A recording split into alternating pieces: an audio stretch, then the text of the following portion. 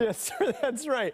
Hey, it's 50 out there right now here. If you're heading out for Black Friday shopping this morning, guess what? It's going to be pretty mild, and actually it's pretty dry as well. So good on you here getting out here on this morning. And right now here around the Central Sound and South Sound, we are completely dry. We are seeing a few showers up there in the North Sound, Skagit, and Whatcom counties.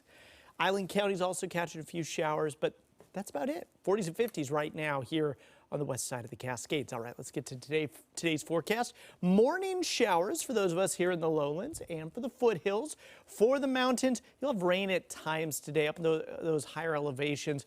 Just a few sprinkles here and there. It's not going to be accumulating snow or a significant amount of rainfall up that direction.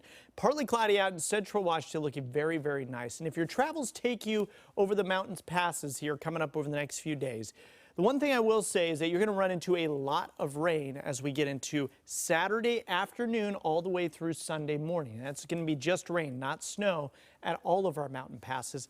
And I don't see those snow levels dropping until we get into the middle to late parts of next week. So things are actually relatively warm coming up here over the next 7 days. We do have a weather alert in store for us here Saturday evening and on into Sunday, with a chance for some flooding on some of our area rivers, especially those that were impacted in the last go-round.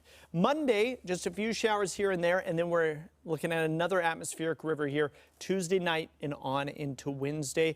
We'll be tracking both of those situations as we get a little bit closer.